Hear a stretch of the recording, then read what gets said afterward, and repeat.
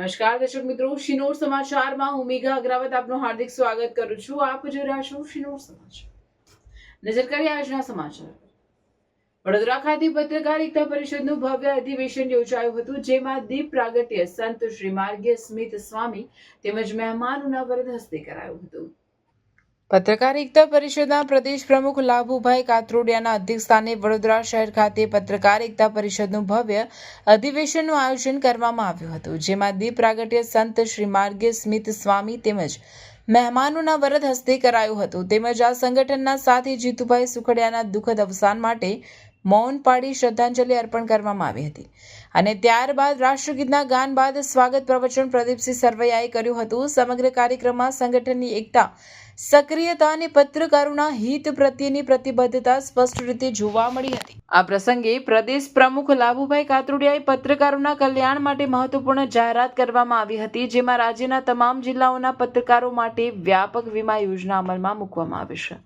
આ નિર્ણય પત્રકારોની સુરક્ષા અને વિશ્વાસ બનાવવામાં મહત્વપૂર્ણ સાબિત થશે। આ કાર્યક્રમને સફળ બનાવવા નીતિન ગેલાણીના માર્ગદર્શન અને વડોદરા પ્રમુખ, શહેર ઇન્ચાર્જ પ્રમુખ તેમજ મહિલા વિંગ પ્રમુખોનો સાથ સહયોગ ખૂબ સારો રહ્યો હતો। આ ઉપરાંત જે હોદ્દેદારો નિષ્ક્રિય હતા તેમના સ્થાને 4 નવી નિમણૂકો પણ જાહેર કરવામાં આવી હતી। બ્યુરો રિપોર્ટર, શિનોર સમાચાર ન્યૂઝ, વડોદરા। એક ઓડિટોરિયમમાં મળ્યું, પણ સૌથી ખુશીની વાત તો એ છે, અમે જે પત્રકારના પરિવારની ચિંતાનો વિષય લઈને નીકળ્યા છીએ એને બરોડાના પત્રકારોએ ખૂબ સારી રીતે વધાવ્યો છે।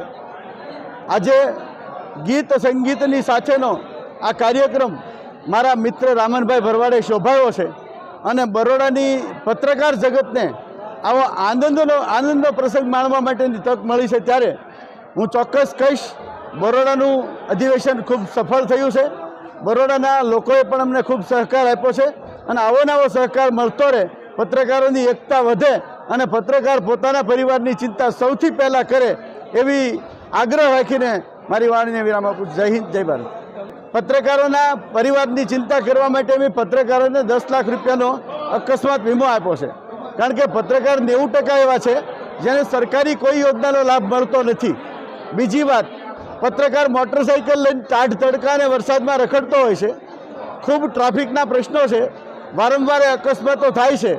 જ્યારે પત્રકારને અકસ્માતે કોઈ ઘટના બને ત્યારે એના પરિવારનું કોણ, એના બાળકોનું કોણ, એના શિક્ષણનું શું, એની ચિંતા માટે 10 લાખનો ઇન્સ્યોરન્સ, એનું પ્રીમિયમ અમારું સંગઠન સંસ્થા ભરે અને પત્રકાર પાસેથી 1 પણ રૂપિયો નહીં લેવાનો અને આ લાભ આખા ગુજરાતના 34 જિલ્લાના પત્રકારોને આપવા માટેનું અમારું 1 વર્ષનું અભિયાન છે। ત્યારે બરોડા આજે 3જો જિલ્લો છે જેનું પ્રીમિયમ અડધું ભરાઈ ગયું છે અને બાકી અમારો ટાર્ગેટ બરોડા પર 500નો છે અને 500 પત્રકારો જો ફોર્મ ભરશે તો 500ના અમે પ્રીમિયમ ભરશું।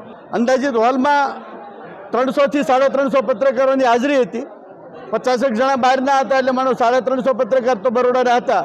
400ની કેપેસિટીનો હોલ છે। અમે વિચાર્યું નહોતું, પણ અમને એટલી ખબર છે કે ગયા વખતે મેં અધિવેશન કર્યું ત્યારે પણ કલ્પના બહારનો સપોર્ટ મળ્યો હતો અને આ વખતે તો શાંતિ જાળવી, વ્યવસ્થા જાળવી, બીજું અધિવેશન છે, પહેલાં અધિવેશનની ભૂલોને સુધારી લીધી અને આ અધિવેશનને સાચા અર્થમાં સફળ અધિવેશન કહી શકાય।